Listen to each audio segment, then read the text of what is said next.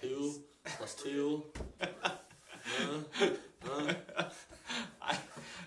Yeah. We have audio. Now we have audio. I can stop doing hand signals. You're live for the Burnout Box with Justin and Donnie. We're live. They're just watching live. Okay, okay. We're live. You're here. Burnout Box, back at the shop. We were on the road 2 weeks straight. Justin was getting pretty tired. I was doing fine. I'm a little older than you, Donnie. You got me beat by like 7 years. Shut up. That's good. You do not know my real age. I'm just trying to flirt with you. Oh, damn. So, yeah, I think the road Burnout Box worked okay. A little impromptu, a little dicey at times, but we made it through. So, we're back in the shop. It's nice to be back here. Thanks for everybody for tuning in. We've got some good stuff planned. Again, we've got a lot of supporting equipment, cameras, and we've got the staff here, Carrie and Chris. I like how you looked up like they can all see what we're looking at. Yeah, look up there. Look at that light, this camera. Yeah, we got all kinds of stuff going on. But real quick, a little bit of news came out on the Bullitt. Figured we'd touch on that since that was our first episode. This is actually our 10th episode. Can you believe that? That's a solid 10 hours of talk show you spent with me. Yeah. I'm surprised you don't have any gray hair yet. I'm surprised too. It's coming, don't worry. But so our first episode, we kind of touched on the Bullitt. And recently at the Atlanta Auto Show, Ford had one of the production Bullitts at the show. And they like popped the hood for a random Joe Schmo customer. What are the chances? I don't know. But luckily for us, they snuck some pictures. Which...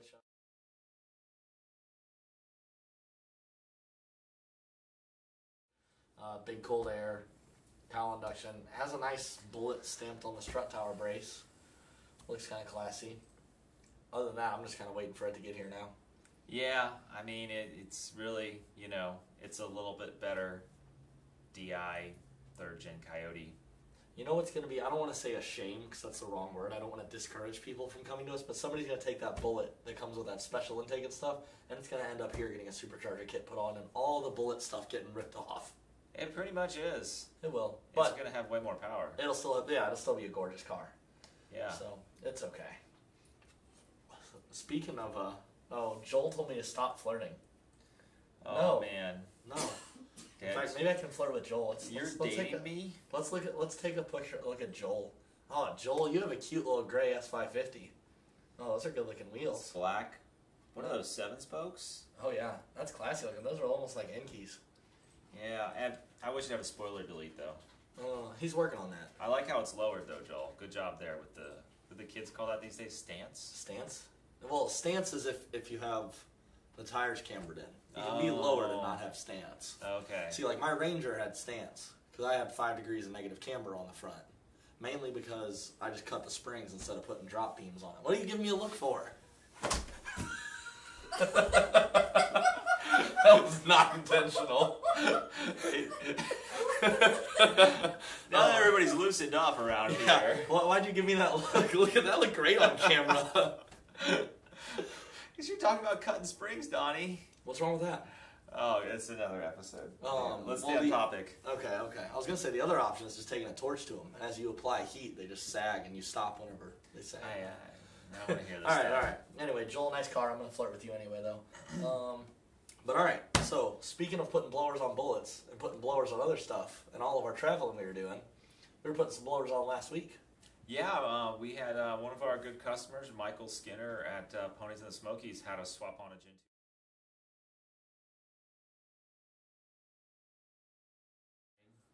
II. And so Donnie swapped it. We threw it on the dyno, tuned it right there.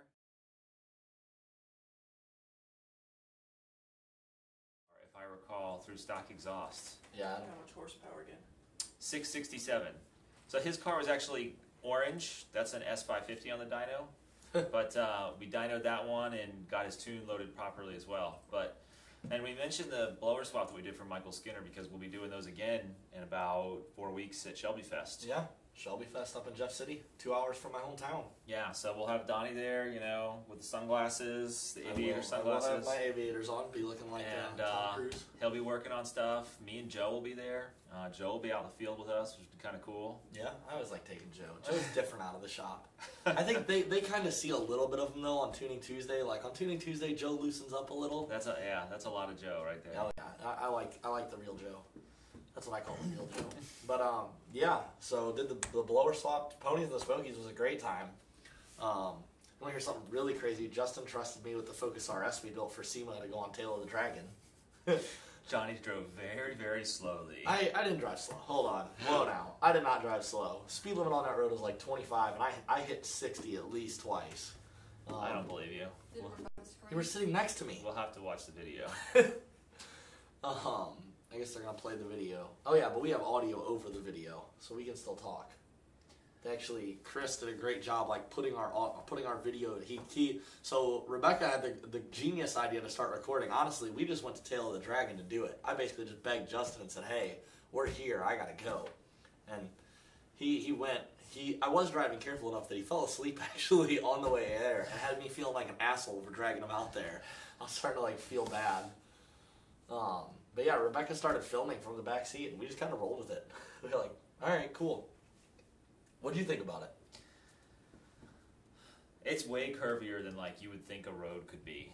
It's like, the curviest road in the world, I think. I mean, like in the rain and everything, like driving 20 miles an hour was like pretty comfortable. So I can't imagine if you got out there stupid with a motorcycle or even a car. The drop-offs are pretty insane. Oh, drop-offs are huge. Yeah. It's actually funny that you say that because on my return flight home, the lady that was sitting next to me, we got talking about what we did when we were up in Tennessee. She had a bike there, rented a bike, and went riding, and she saw two people off on Tail of the Dragon. Wow. She said she came up on a quarter, and there's two wives standing up there, and the two husbands are down in the trees with their motorcycles.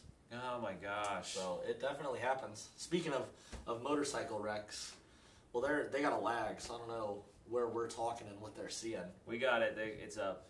The Tree of Shame. The Tree of Shame. Is that what they call it? I called it the Tree of Death. All the poor motorcycles.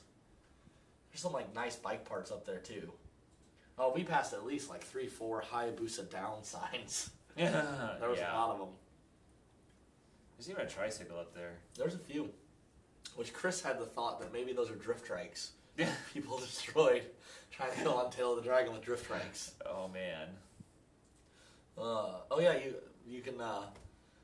We realized we were going to North Carolina. We didn't find that out. We're literally like, oh, okay, yeah, let's just go to Tail of the Dragon, and then we're like half a mile left, and we entering North Carolina. What? We photobombed the gift shop, which was closed, by the way. Kind of a bummer. It was a bummer. I really wanted a T-shirt. If anyone goes to Tail of the Dragon, the address here at VMP Performance is 170 South State Road 415. I really wanted a T-shirt. Send Donnie a T-shirt. He wears an XL. I do wear an XL. Man, how do you know that? We wear the same size shirt, Donnie. That's making me feel good, man. Shoot. Really? Oh yeah, really. That's surprising. Yeah, there's like a 5-inch difference there. You know what? Maybe that's why my butt crack's always sticking out and Mike's yelling at me. Mike yells at you for that? No, Mike doesn't yell at me. Mike's too nice to yell at me. But I definitely turn around and see him like avoiding eye contact on purpose. Donnie, can you get that over there? I know Carrie yells at me. Carrie will yell at me for it. But yeah, Ponies and the Smokies was a good time. Tons of Mustangs, tons of car people. Everywhere. What was the coolest thing you saw there? All the cars. Well, Rebecca's gonna a 95 Cobra R. No, with the women's sticker you're on not it. allowed to like that car. Simply because I know what your wife wants to do to it. Yeah, I really have a hard time answering that question because there were a lot of nice cars. So I had the opportunity to do a vendor's choice award, and there was a black notch Coyote swapped with a VMP supercharger. Oh, well, duh. That was pretty cool. It was really very black, very clean, big wheel under the back, like low profile wheel, like 17 or 18, but with like a 335 tire. Street car or looked like it was for going down the track? Street car. Nice. Like, mini tub street car, basically. I can dig it. Yeah. No, I don't have any photos of it, unfortunately. Yeah, we didn't. Man, next time we need to do better on that. I like that saline truck. There was that like 08, 09 saline truck right across from us, white, extended cab, 6.5 foot bed, and I'm like, man, maybe I should lower my truck instead of lifting it. Yeah, that wasn't bad. I thought you were gonna say the saline Tesla. No, not the saline Tesla. No, I like the sound that I hear when I floor my truck. And yeah, you kind of don't get that in a Tesla except for wind noise because of their horrible quality control. And So that's another story. Phil wants to know, how's the Coyote Swap E-Man project coming along?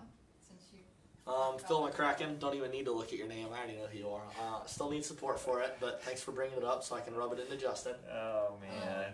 Gary wants to know, have you done any more to Justin's GT500 project since last time? Played with it a bunch. We put it back to stock. Put it back to stock, and I know you've been tuning on it and playing with it a little. Yeah, me and Joe were doing some tuning on it.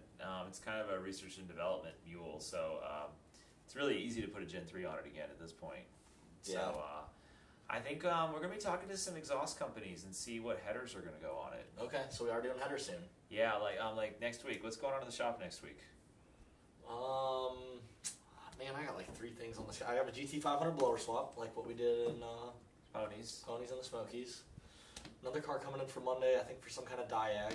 Right. Grant, that had the super nice GT500 we put a Gen 3 on, he has a one-of-one saline car that has a no-start issue that he doesn't really trust too many people to work on it, so he's bringing it to us to mess with.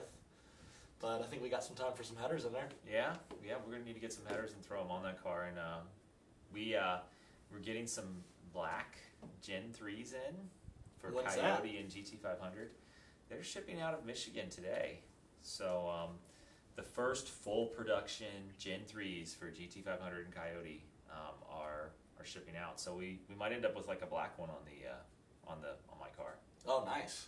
Yeah. Is that car going to stay Gen 3? What's our plans with that car? What the else end game? What else are we going to go to? What's the end game? Are we putting a Gen 3 on it and keeping it and blowing it up? And I think it's going to be a stock motor superhero. Stock motor superhero. Yeah. So you know what happens to stock motor superheroes, right? What? Rod knocking losers. Hey, my original GT500, my 07, it made 816 rear wheel with cams and a Gen 1 on like the coldest day of the year. And for how long? Forever. It's still like that? Yes, it's still alive. So I sold it to this guy in Louisiana. He like nearly totaled it, and he sold it to his friend who's a body man, and he fixed it. I actually found that out last weekend. Oh yeah, because I know you told me you weren't like depressed, but you definitely like, oh, my first GT500 got wrecked. I do remember you saying that. Like wrecked on all sides, like. So he hit the crowd, and then he hit the wall, and then it spun around, and he hit it all again? Something like that. Okay. Yeah, I think it was trees or something, but, guardrails. Trees, but that's all the Mustang on. His friend fixed it, so I saw James at the show last week, and he told me his buddy fixed it. So that's awesome. It's alive and well. So what you're saying is now we can buy it back cheaper because it's been totaled. It is red with silver stripes. It's kind of cool. Silver stripes. I don't know. I think I was digging the what color combo were we talking about at lunch? The light blue with the red stripes? Grabber blue with red stripes. Grabber blue with red stripes. I want the Superman GT500. Listen, we've already determined it's too easy to fall on this episode. Don't be playing that. Are you guys just watching Facebook or Facebook? Yeah, I'm just watching the Facebook. You want me to multitask and have YouTube open too? Come on. Jose says, if you have a GT350 intake manifold, will my GT 2017 get damaged if it's shipped at 75 or 8,000 RPM? 7,500 RPM? I don't think it'll get damaged. You said GT350 intake manifold? Yeah. It makes power up there. Oh yeah. I mean, 75's good. 8's like the power's starting to drop off. Yeah. Of course, people want to know about information on the Gen 3 prototype for the 03 Cobra. The other thing is... Give me like 5 minutes there. Yeah, I said it's coming. Bubba says, who do y'all have in a race? Apparently, he's racing a 18 Camaro SS 1LE stick versus his 12 GT Auto. With what done? Are you both No bone idea. stock? Doesn't say. Well, I mean, let's get real. The Camaro's probably not going to finish the race. After all, sidewalks were invented so that Chevy owners had somewhere to walk home. So I don't think you really need to worry about it. It comes down to the driver in the Camaro if it's a stick shift. And I think the Mustang GT, I just wanted to have a tune, get that factory auto like really crisp. Shifting good? Yeah. What cars do we have going to Shelby Fest? I don't know. What are we going to take to Shelby Fest? You're driving there. Am I driving there? Oh, okay. Yeah. What am I driving? We're taking the dyno, so we got one parking spot. Yeah, we're taking the dually and the dyno. Sounds like we need to take our big power GT500 that'll have headers and a Gen 3 on it. Maybe we could take it to the autocross track. Oh, we could. Practice wiping out cones. Practice wiping out cones. Um, Show them how it's done. Yeah. Are you guys going to go on any of the cruises or do autocross or anything there? Oh, gosh. Hopefully not, because all of you are going to call VMP and schedule your appointments to get installs done while we're there, and we won't have time to do that. That would be nice. But other than that, I don't think Justin's decided. We got a special deal at Shelby Fest.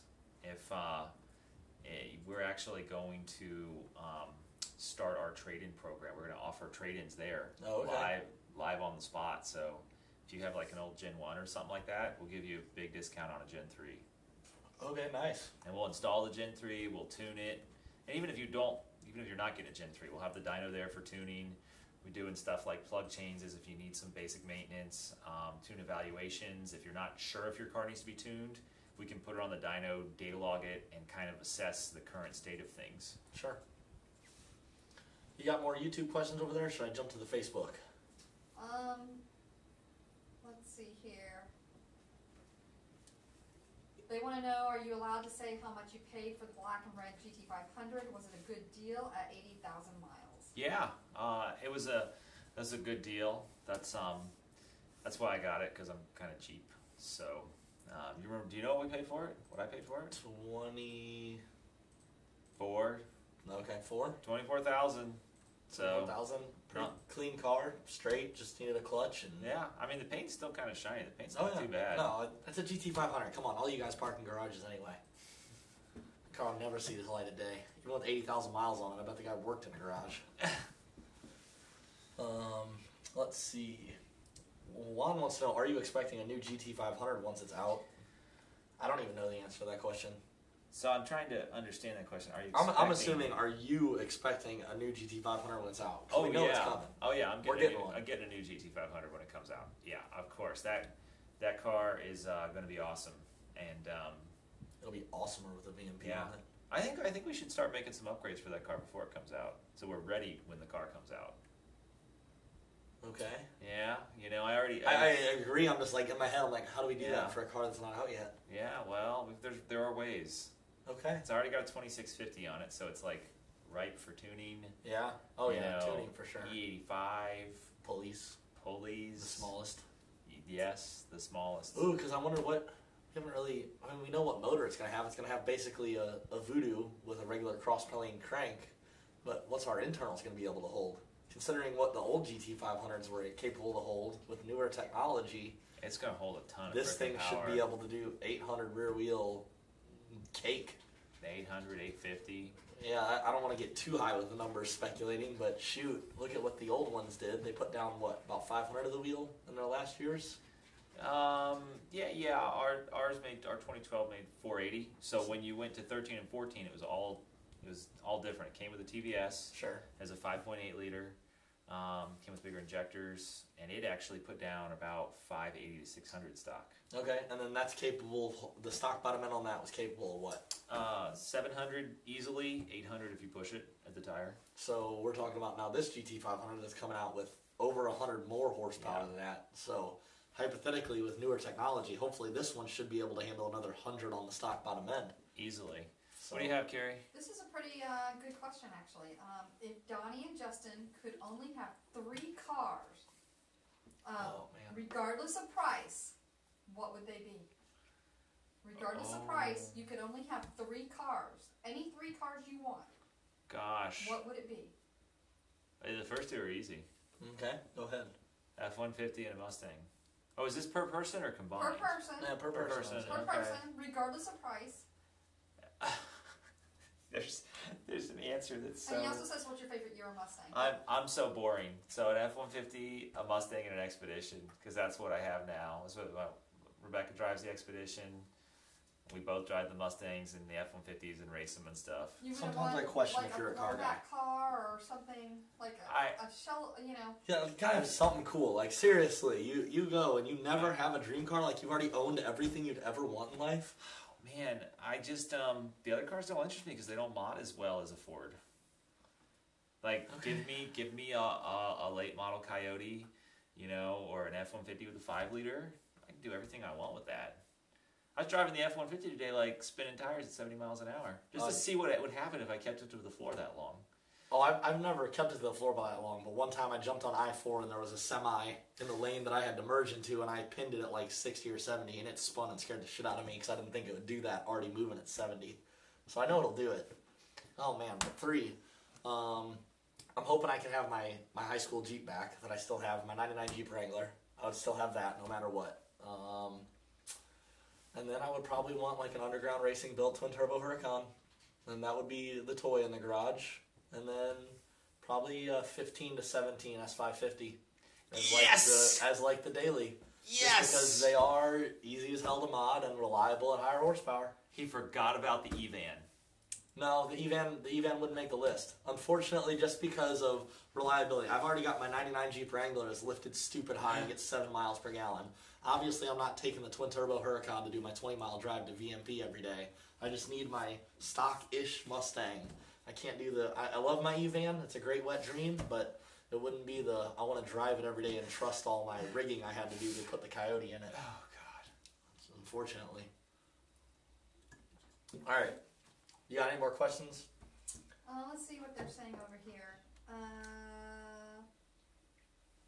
When will the Gen 3 be available for purchase on the website for the GT500? So, we're going to be turning that back on soon. I think we'll make an announcement Monday.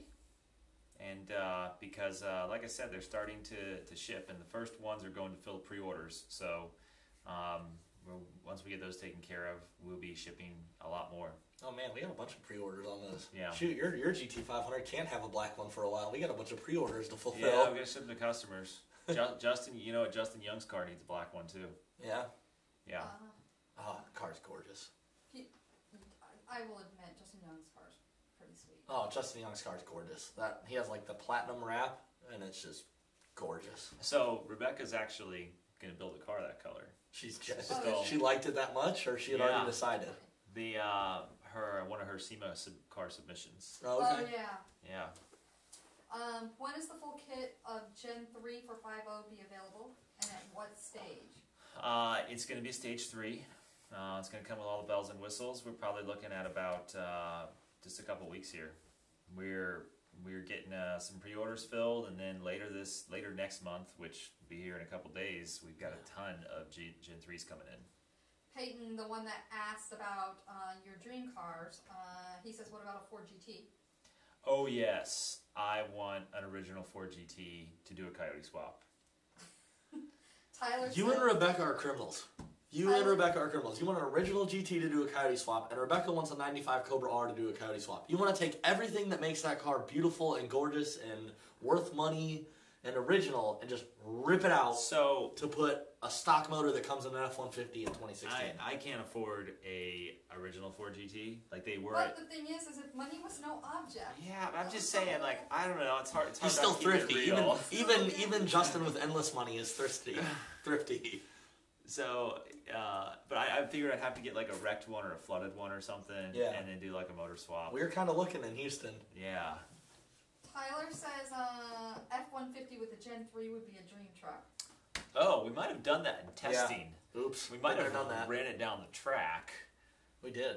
Yeah, we're not going to tell you the number though, because that was my next question. I was like, do we want to tell them the numbers? I know the numbers. We put the biggest pulley we could on it, and it still ran faster. Did it? Ran quite a bit faster, but we need to go a little bit faster still. Oh, 100%. So then we'll release the numbers. Yeah. But it will be wicked. Yeah, not. I don't think anyone really knows where we did it. We went to a somewhat local event around here. Slapped a Gen 3 on the truck. Justin and Rebecca drove it the whole way there, 2.5 hours away or so. ran the whole weekend without showing their time and put no time on the window. Put no time on the window, and it's just kind of our little secret. What responds better to boost, a 13 Boss or a 15 to 17 GT? Same motor. Looking to buy his first Mustang because he wants our Gen 3. So the 15 to 17 GT is a better motor, even than the Boss. Really, I always thought the Boss had basically a third gen Coyote. Second gen Coyote. They say that, yeah, but excuse me.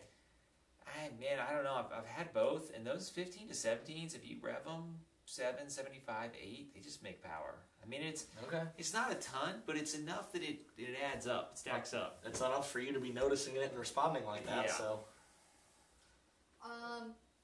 what is a reasonable temp for IA2 on a 12 GT500? Is 30 degrees above ambient temp reasonable with the VMP triple pass heat exchanger? Yeah, that's good. Yeah. Are you taking pre-orders now on a full 5.0 kit or only the blower? We could do that here in the next week or so. We just have to get it all formatted on the website, which I think a lot of that's done. We're going to change the kit configurations a little bit, and we're going to announce that just because adding another head unit and gives us some opportunities to reconfigure some things. So a lot of that planning's been done. We just need to get it live on the website. Getting a Cobra Jet manifold for my 15. I'm going to be NA for a bit. But what injector's throttle body should I get if you're planning on boost later? Oh gosh. So you want to do a Cobra Jet and you want to plan for boost later. So get the VMP Twin Jet 67. Yep. We have the harness to use that style throttle body on 15 to 17. It requires special tuning, which we can do. And then for injectors, 56s. Yeah, 56s would be good. I don't want to like kill the NA motor with like huge injectors. Yeah. So I think 56s would be a good way to go. I mean, or just get like 47s. Yeah. Are pretty standard with Cobra Jet swaps, and just sell them with the intake later on. Yeah. That's all I have right now on YouTube. All right, Facebook. That's my friend asking when's the supercharger going on Donnie's truck. We'll see. Cobra Bob, what's max boost on a Gen 3? Gosh, well, we've ran 20, 21, 22. You could run 23, 24. I don't like to see, like, boost is kind of the enemy. The Gen 3 makes a lot of boost really easily because it moves so much airflow. Yeah. But you want your combo to flow well. Good exhaust. If you're running over 20 pounds of boost, you're trying to be like a superhero and make 900, 1,000. You want to have like big cams in there. Gets boost down, makes everything more efficient. It's just like safer, easier on parts. It's better. But to answer your question, you can run 22 to 24 pounds. But you really should be building the setup to run as little boost as possible. I've got Gary says pump fuel stock motor GT500 Superhero FTW for the win. Yeah, I know. JBA long tubes, MagnaFlow race pipes without cats, AFCO heat exchanger Gen 3, etc. Do you think it could hit 800 base horsepower without race gas or E85? Oh yeah, we've already done that. You done on pump? Yeah. 800? Wow. Yeah, I mean, on stock exhaust, the car made 730 rear wheel on pump, which... Oh, man, and he's got long tubes, yeah, which loves helping those GT500s. I mean, that's like 850 crank. I mean, heck, if you had long tubes, I think we will get my 2012 GT500 to make 800 on pump with a stock lower crank pulley. With a Gen 3 and long tubes. Wow. I don't think that'll be a problem. Okay. I mean, the factory exhaust on that car, when we did all the testing, was like that, so freaking restrictive. We didn't even go all the way on boost. Juan wants to know which one of us is going to own the GT500, the 19. Me, duh. Jose. No, it's Justin. Come on.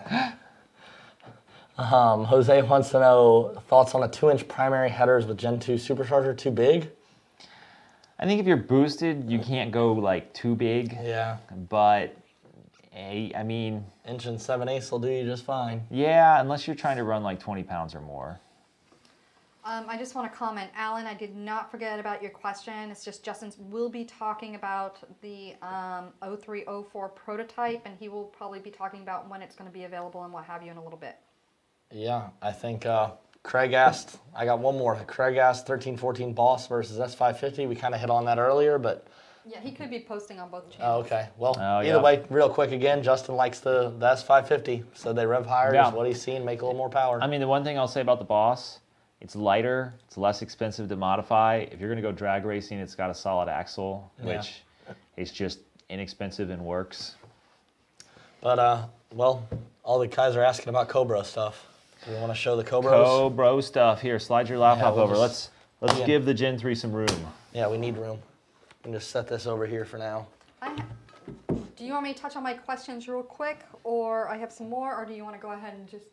We'll go ahead and pull it out. We don't want to, you know, disappoint. Oh, yeah. Ugh, so heavy.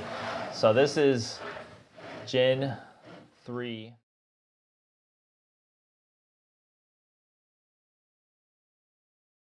It's still plastic. It's pretty light, but we'll be using this for some pictures and some final test fitting. The real deal is in production, but when you're creating something out of scratch, it takes like 16 weeks to build. Sure. After you've done all the design work.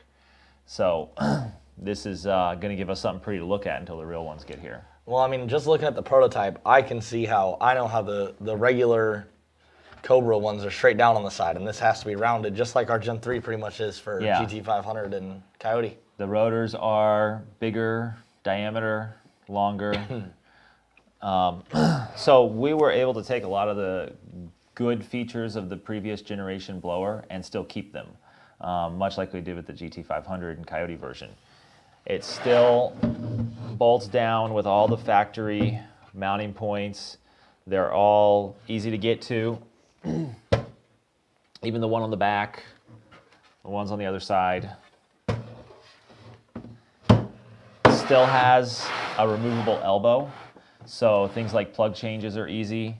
Yeah, any work you need to do on the car is really easy to do. You want to pull out that elbow, Donnie? Yeah, man. I get this fancy one right on there. Beautiful.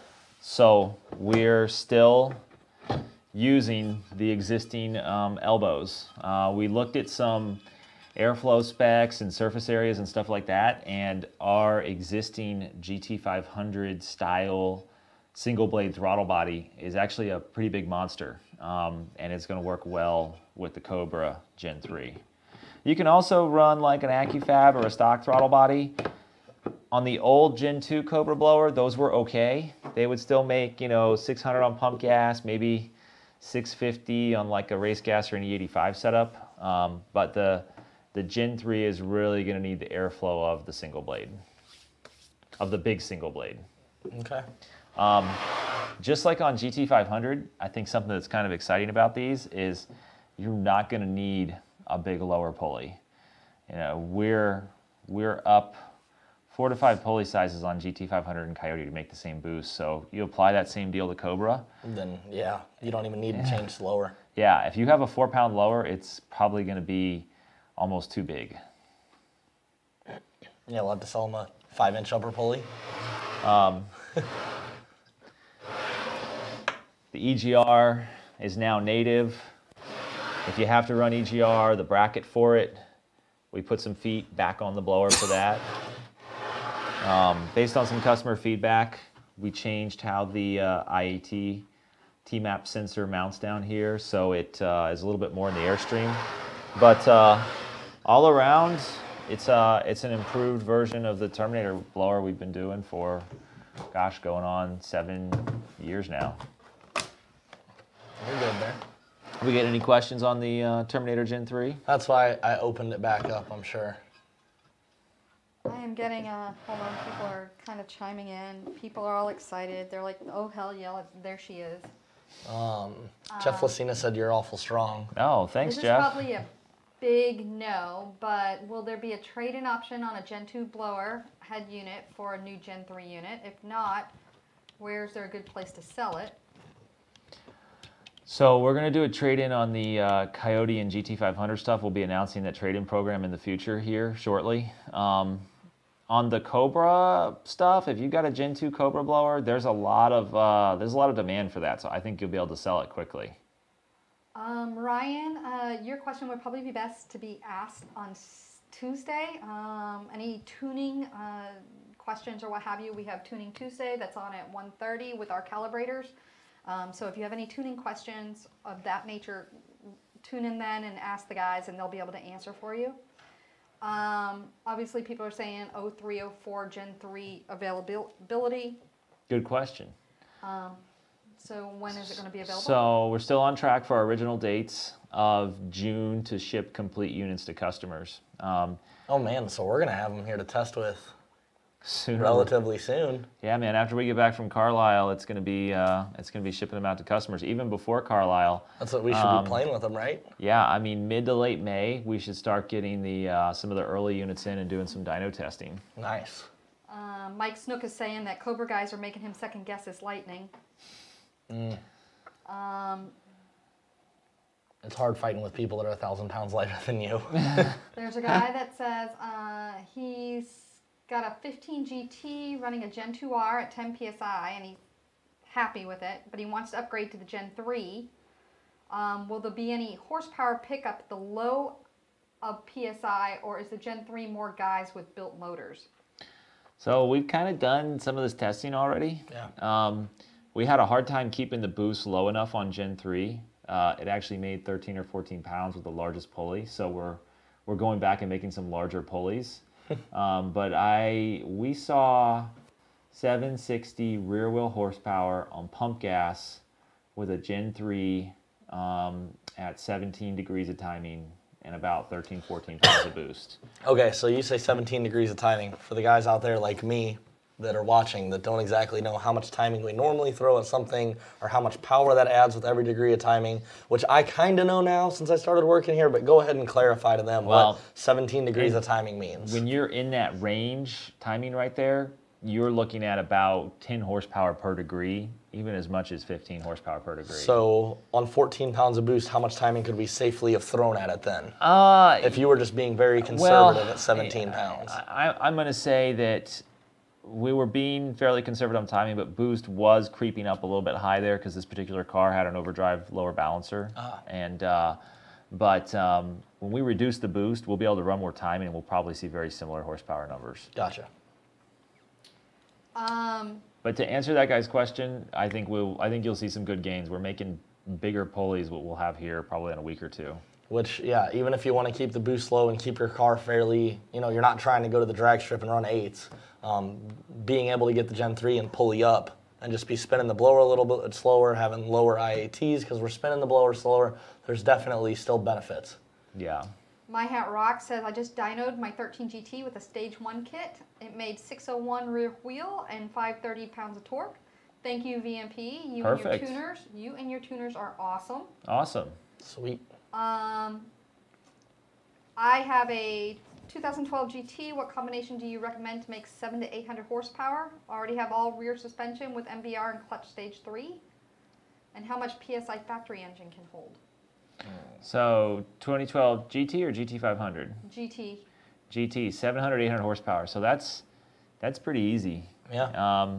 VMP. Stage 2 kit. Stage 2 or stage 3 will make 700 without sneezing. It'll really make more like 750, 780. I should turn it up a little bit on the aggressive side with the old Gen 2 blower to make that 800 horsepower crank number, but not really all that aggressive though. And the Gen 3 will make it even easier. Jared says, what else will I need to upgrade with the Gen 3 for my Cobra? For your Cobra, so the standard upgrades kind of apply. Yeah. Cold air, injectors. You're going to make sure you have a cold air. You want to have bigger injectors. Plenty of fuel. Don't want to go lean. You'll want to have fuel pump booster or upgraded fuel pumps, and a mass air sensor with more range. Yep. We have like a kit on the website that throws that all together for like $7.99. I got one on Facebook. Andrew, real quick, said any prices on Gen 3 kits. We kind of touched on that earlier, but in the coming weeks, we're going to work together to bring that out. Should be coming very soon, though. Keep checking back. Jake said, how much boost can you run on a 15 to 17 that's safe for the head gaskets? Well, before you answer, can I jump in and just say, is the head gaskets really our weak point on a 15 to 17 we're worrying about? No. I mean, if you just want to say we ran 22 pounds on track attack. Yeah. But the real limitation in almost all these situations is pump octane 93 gasoline. That fuel is not real great. If you have access to E85, that solves the octane problem. You have more than you need to work with. Usually 93 is the limiting factor, 10 to 12 pounds of boost. The way the boost comes in on the Gen 3, it's a little bit slower and it's also cooler because the speed is so low, so you can run a little bit more timing in that situation, but generally you can get away with a little bit more boost in that situation and without having to retard too much timing. But yeah, generally, pump gas, 10 to 12 pounds is the limit. All right. Ken wants to know how much horsepower gains do you see on long tubes? He has a supercharged 5.0 F-150, and is it worth the money? So we kind of gone back and forth about that. Yeah. And it's taken some time, for my opinion, to really solidify on that. Okay. So at this point we've done dozens of supercharged 5-liter F-150s, yeah. Both Roush trucks and with our VMP head units. They all make around 600 at the tire on moderate boost with stock exhaust. The factory muffler is actually restrictive on those. Wow. So there's like 20 to 25 horsepower right there on a boosted truck. I've got MagnaFlow with duals, so I'm already ready to go. Yeah. And then my personal truck, which runs a lot of boost and is driven on the street and on the track and tows and everything else, that is still the highest dyno numbers I've seen. It'll dyno anywhere from 650 to 675 depending on how aggressive I have the tune. And since he wants to know, are the long tubes worth it, what's the difference between your truck and all the other ones we've done? Mine has Kooks long tubes. Kooks kind of mid-length long tube deal. I think they're 1 3/4 or 1 7/8. Yep. So I think there's some benefit there. Yeah. I'm agreeing with him. After what we've seen on the F-150s, obviously what his truck has seen, what I've seen other trucks that I've built do, I think if you're ready to take it to the next level, money well spent. Alan says, thanks for addressing the IAT sensor, Justin. When can we pre-order? And Matt says, what cams do you recommend on a stock bottom and max effort GT500? All right, let's go one at a time. Pre-order for Cobra, have you even had that conversation yet? We've set the pricing for the head unit upgrade. But I think in April, late April, we'll start taking some pre-orders for it. Okay, there you go. We like to be about a month out at the very earliest that we take pre-orders. And then our max effort GT500, what cams is he throwing in it? We've worked with the Kurgan cams in the past. Those work well, but we also keep L&M cams on the shelf, and those work well too. So the thing to keep in mind with cams is you're now going to have a cammed out GT500. It's going to be lopey. It's be bumpity bumpity bump in parking lots. You're going to have to drive it a little bit differently, but it makes a ton more power. Laughing because you know why, that's all. All right, do you have any more over there, Carrie, or should I jump on the Facebook? I have a couple more. What are differences between a 15 to 17 F-150 and a 15 to 17 Mustang engine? Looking to purchase Coyote engine for a 1970 Mustang Coyote swap. Ooh. It's kind of exciting. First off, biggest one is manifolds versus your stock, basically shorty headers that are catted. Oh yeah, the exhaust manifolds, yeah. Yeah. F-150 has big cast, ugly manifolds. So the cast manifolds actually have kind of individual primaries to the collector. Oh, you're right. They do. But they're still not as good as the Coyote factory Coyote headers. Intakes are different, right? Yeah, the intake manifold is more geared for torque on the trucks. Mm-hmm. And then cams on 15 to 17. I know on my 11 to 14, the intake cams are very different because I have horrible intake cams on my 14. I don't know Mustang, but are the 15 to 17 trucks the same? They're a little bit milder. Okay. Yeah, they're not as bad, but they're still milder. I was gonna say because they say that the 11 to 14 5.0 truck has the worst intake cam you can get in a Coyote. Pretty much. Yes. Yeah, that's what I have. So by the way, if you have 11 to 14 Mustang GT cams, send me a message because I want to buy them. And compression ratio is different on the F-150 Yeah. engine. 10.5 to 1, which means with boost it takes all the timing in the world. Yeah. Will pulleys fit going from Gen 2 to Gen 3, Cody asked. Yes, we were able to keep the pulley, the hub, all that stuff exactly the same. You just need much bigger pulleys for Gen 3. Cobra Bob asks, do we think Gen 3 will break 1,000 rear wheel horsepower on a 0304 Cobra? Oh man. So there were some people that built some badass 03 Cobras with Gen 2s that probably made about about 8 off the spray. So if you had a really worked over 03 Cobra, I could see getting up there close to 1,000, 9, mid-9s, but it's still a smaller displacement engine. Sure, and still 4.6, a little older technology. And what we're finding with the Gen 3 is we're finding the limits of everything else. The lower intake manifold, if it's not ported, the intercooler core, this thing's finding limits for us. So the 03 Cobra has a smaller intercooler core. The downside of the 03 Cobra is it's just a smaller package overall. Everything's a lot tighter, so there's just not as much room for airflow. Real quick, let's just touch on Jake again. He had the 15 to 17, was worried about his head gaskets. He's on E85. So just real quick, he wants to know max boost. Are we worrying about head gaskets first? Is that what we're worried is going to let go when we put the power to it? I'd run a 79 millimeter pulley. I'd make 700 to 750 on corn all day long with that thing. And that's where we're happy. Do we have a kit yet for the 18 5-liter? I know the answer, but I'll let you go ahead.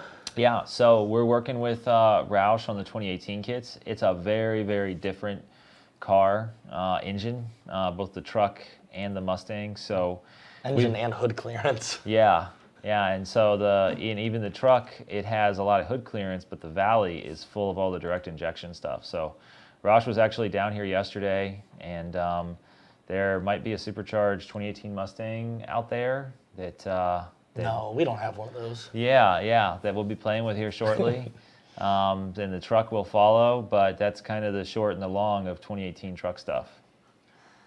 Steven wants to know, will our trade-in program for the Gen 3 apply for a Roush TVS he has?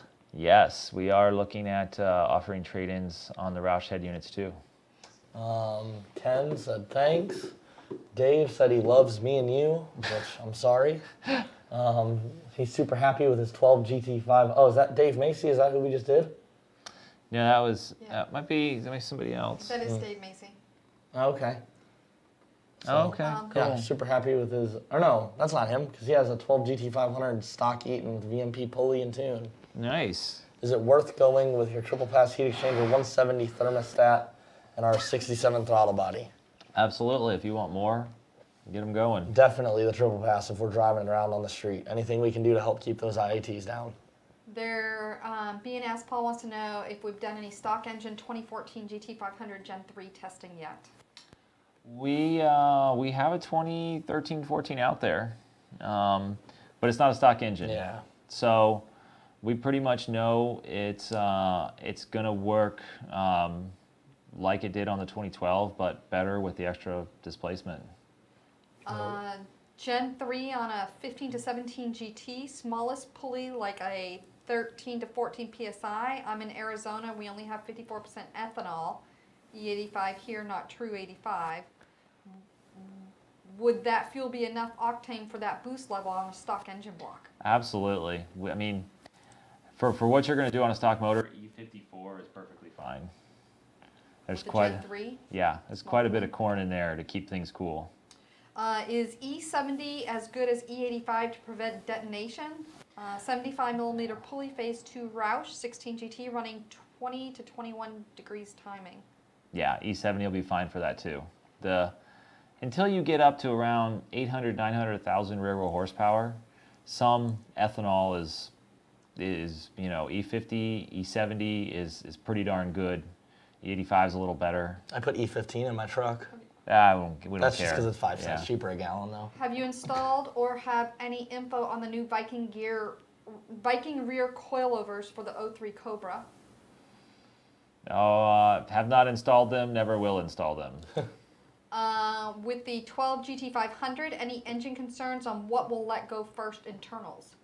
So GT500s have been around for a long time, so we kind of have a lot of experience with them. It's generally a rod problem. Everybody that's tried to make 850 on a stock GT500 motor is just knock knock. Pop the rods out. They'll come out the side of the block. But if you're careful with it and you don't run really crazy aggressive tunes or tons and tons of boost, it's a very durable motor. It's funny, actually, when we put the Gen 3 on it and I was putting it on the dyno, I said to Mike as we were strapping it out, I was like, knock, knock. He's like, who's there? I'm like, cylinder number 7's rod. You got any more? I got a few over here. You can go over there. Charles wants to know, will a polished Gen 3 be available? I'm not aware of any. How about you, though? We're not planning to polish them. Okay. It's a lot of work. Gary wants to know, is it possible to supercharge a 99 4-valve NA SN95 Cobra? Oh, it's possible. With money, we can make anything possible. Get all the stuff from an 03 Cobra and swap it over. Yeah. Dorian wants to know, how much smaller is the Roush lower intake intercooler on the 18 versus 11 to 17? So there were some tricks used to still keep core volume up there. Yep. So it's a different shape. And they were able to compensate quite a bit there. Kelsey Wade wants to know, 17 Roush F-150, will your elbow... It says, if the Roush head unit, and will it flow more? I'm assuming that's, will your elbow fit the Roush head unit, and will it flow more? Yes, it will fit, and yes, it will flow more. Kellen Stone wants to know, hey guys, or he said hey guys, he doesn't want to know hey guys. On my fuel system, the base fuel pressure is set at 40 psi. Is that a good base fuel pressure, or should I adjust higher? Also, I got my car scheduled in. Sweet, Kellen. I guess we'll be seeing you in Florida soon. Yep. I would run it, I'd go ahead and raise it up to 55 psi base. Knowing you, we're probably going to make a lot of power, so we'll have the fuel pressure there to support it. And then Rick is the last one I've got on Facebook for now. Is a return style fuel system absolutely necessary for E85 fuel on a 12 GT500? Yeah, if you're going to run E85, you really need a return fuel system on a GT500. All right. You got anything on the YouTube, or should we jump back to just general Gen 3 banter between me and Justin? I think we're pretty good here. And truth be told, you're at 6:58, so you have about 2 minutes, and you'll be wrapping up. Time flies when you're having fun. Yeah. Leo said, hello, guys. Hello, Leo. Let's see who Leo is. What's up, Leo? Let's Facebook stalk Leo. No, just kidding. I got a question. Have a 2018 GT and a 67 Fastback. Would you do the swap? So we're swapping our 18 GT drivetrain into the 67 Fastback? Yes. Duh. I think I was going to go to the trouble, though. I'd probably use the 15 to 17 drivetrain. Why? Just because it's a little less complicated with all the DI stuff? A lot less complicated. Yeah, makes sense. All right. I'm not getting any more questions. It's 6. Oh, just got one. I was going to say, I think we're pretty in a good place. What's the price to trade Gen 2 for Gen 3 supercharger, Coyote S197? So that information will come out when we release the trade-in program. I mean, you're always going to do better selling something on your own, sure. But we do have an accommodation for damaged, locked-up blowers in our trade-in program. There's kind of some different tiers depending on the functionality of the blower, if it still works, and which model it is. If it's a Gen 1, it's going to be less. If it's a Gen 2, there's a little bit more that we can give you for that. For sure. We'll hit these 3 real quick. Coyote swap E-Van with a Gen 3. Phil McCracken, again. I need more Phil McCrackens, that's the problem. Phil McCracken's the only one jumping in saying to do my E-Van with a Coyote swap. I need more of him. Kelsey, where can you find the elbow on our website for his Roush truck? It's, oh gosh, so if I could remember that part number, it's 72 elbow, all one word is the part number. And it should be under like 11 to 14 Mustang GT or Roush upgrades, because that's kind of the setup that would have came with it. But if you could search 72 elbow, it should be on there. All right. Cobra Bob said, what's max RPM on Gen 3? Hey, we tested that. I was going to say, we just got the test units back, didn't we? Yeah, so a couple different ways. We tested it, peak on the dyno to 27,000. I don't ever recommend that unless you have a really badass motor that flows a ton of air. So, and then we also did like durability testing, 100 hours of durability testing, which is equivalent to 100,000 miles at 15,000 to 17,000 RPM. Like, woo, up and down, and Gen 3 survived it. We're doing another video on that. We have the blower that was on the test stand. We're going to take it apart on video and look at it, talk about it. You know, maybe we can show like what can go wrong with a blower when something gets sucked into it or something. Use that blower to do that? Yeah, we have another blower that happened to, but you know, just because we're taking blowers apart and talking about them and durability, you're just going to destroy a blower. I'll throw it on my truck. What are you talking about? Oh no, we're not destroying anything, Donnie. Okay, all right. Talking about throwing stuff in a blower. So, oh man. One thing I wanted to touch on before we close out is hood clearance. Gen 3, we've been able to, even though the rotors are bigger, we've been able to keep it very compact and not really affect hood clearance. The area in the back is the same as the outgoing Gen 2, and this right here on the Gen 3 is only just maybe 5 millimeters higher. Nice. So a lot of the, you know, some of the rotor actually goes down a little bit farther, some of it's wider, but it's still going to fit really well on the car. All right. Real quick, we got to run up through. Dakota supports my E-Van. Dave likes my E-Van. Gary wants to know, is there a VMP recommended GT500 bottom end package to fix the 850 horsepower rod snapping problems? So by the way, Gary, that's a rear wheel horsepower number. We usually talk in rear wheel horsepower unless somebody, unless we're quoting otherwise. But yeah, we worked with Manly before, and I think we have those parts on the website. I'll have to double check. Okay. But there's readily available upgrade rods and pistons. Michael real quick said how much horsepower you can get with Torco. Maybe I'm wrong, but my understanding is Torco just lets us make horsepower without blowing up, right? Yeah, lets us run a more aggressive tune. Yeah, it's not necessarily the Torco gives us the horsepower. The Torco gives us the ability to make the horsepower. So we can usually make the tune more aggressive and get another 20 or 30 rear wheel horsepower on Torco. Okay, there's your number. All right, and then hi from Dennis. Craig's laughing. Kelsey said thanks. Questions on YouTube, Carrie? Let me see if anything's come in. I got Barry asked a real question. Hey guys, he has a 685 to the tire GT500. Best ET to date is 10.6. Awesome. Is there room for a better ET? Yeah. So, I mean, there's always room. Yeah. It's just a 10.6 is pretty good. It's going to be a lot of beating up on the car to get it to go faster. Harder launches, faster shifts. Mr. GT500 says the new throttle bodies come out the same time as the Gen 3 does, right? Yep. And will you guys make a kit with the Gen 2 in that trade-in program? Will we make a kit with the old Gen 2s? Or? I think that's what he's asking. Okay. Possibly. We're looking at, we're going to see what type of trade-ins we get in and see, if they're all locked up ones, they're just going to be scavenged for parts. If they're not, then they'll be. We could possibly do some refurbished kits. We've talked about refurbishing the trade-ins. And then Michael Snook came on and said, "Coyote swap the E-Van." All right. Enough E-Van banter for Justin. Thanks for tuning in, everybody. Like, subscribe, and share. That is the biggest thing you can do for our live show is share it on your page, on your friend's page, tag your friends, get more people watching. We do this every week. We're happy to discuss topics that you guys suggest. We use this show to talk about a lot of new products and things that are going on at VMP. Yeah, and it makes me happy because now I have something to do. So that's always beneficial. Have a good night, everybody. See you guys. See you guys later.